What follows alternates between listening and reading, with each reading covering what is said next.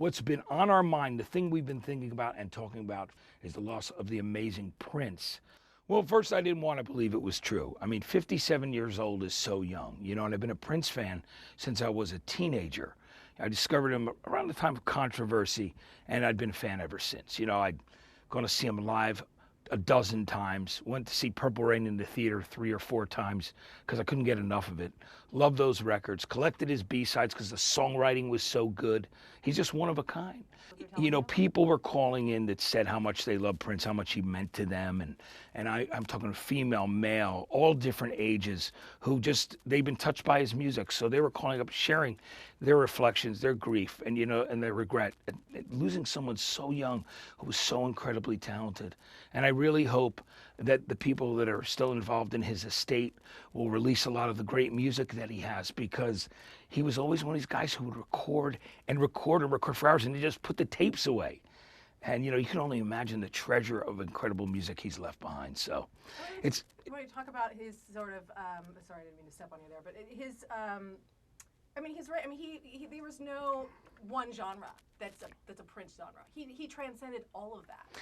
He transcended all genres, Prince. He was one of those artists that, you know, he was a rock guy, he was an R&B guy, he was a soul guy. I mean, I don't even know. I mean, well, maybe not country, but pretty much everything else. Prince really was so fantastic. I mean, he just, you know, his music crossed over all genres. So it was just Prince music as far as I'm concerned. And that's the thing I discovered when I was young and saw Controversy, the video, for the first time on Don Kirshner's rock concert when I was a teenager. And I'm sitting there on a couch with my girlfriend, and I go, this guy's amazing. I've got to go buy this record tomorrow.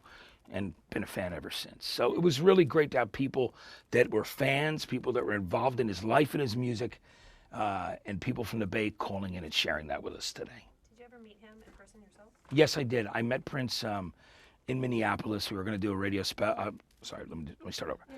I met Prince in Minneapolis. We were going to do a TV special in the days when MTV would play, you know, videos all day. This would be unheard of today, but they actually did a Saturday afternoon that I hosted with all unsigned artists. And Prince had, you know, been off Warner Brothers, so it was in that period where he felt emancipated and before he signed on with Clive Davis again. So he had agreed that he was going to be my interview for this.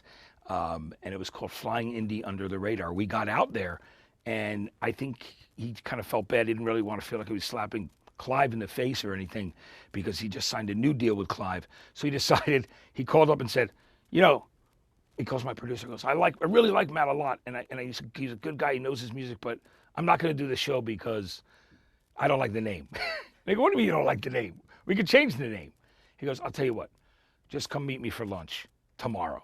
So spent the night, went and had lunch with Prince, and then flew back to New York. What kind of a guy was he? In that exchange, what did you learn about Prince? What I learned was what a big music fan he is and how smart he is. And he tests you and challenges you, but in a cool way. Because he knew that it was for real, you know, that I loved his music. And we started talking about songs like B-sides, things that he had written lyrically.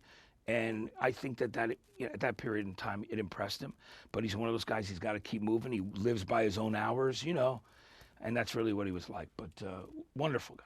I've been talking about that a little bit this morning, about the mysteries surrounding him and like the nocturnal hours he was keeping. Oh, yeah. Well, that was the thing. I mean, I know people that had worked at his record label, and he would only talk to certain people at the labels that he liked.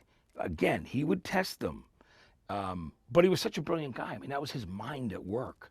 That's why he was, you know, so good at what he did, because he was on a different plane than a lot of other people. But, you know, he liked to keep to himself. He didn't know. He had a different clock. You know, he worked on a different clock. You always hear that about certain artists or people in certain genres of music, or, oh, well, you know, that person is more eccentric. They you know, they'll have an appointment with you and you'll see them in 10 hours. That's literally the kind of thing that would happen with Prince. People would fly out to meet them. They would sit on a couch sometimes all night to meet with him and listen to a mix. So, you know, that's the way he worked. But if you wanted to be involved with Prince, that's the thing you had to put up with.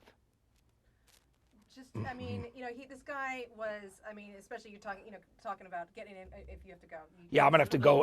Okay. I got to go to the airport. Yeah, he's got to Okay, go I was just thinking. I got to go to he's- Prague. I mean, the guy Tomorrow's che- taped. Yeah, Yeah. the guy's like, he went by a symbol there for a while.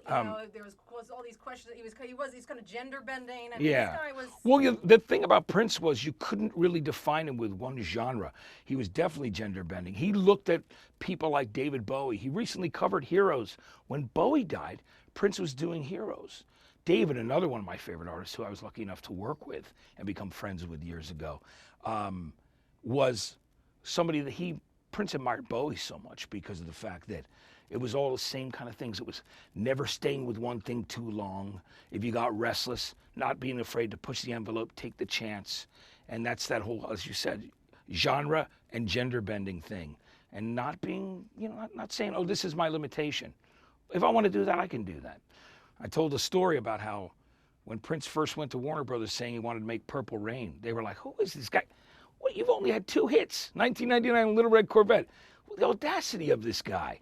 Well, it worked out. It worked out really greatly, of course, and that movie catapulted him into superstardom, where he belonged and deserved to be.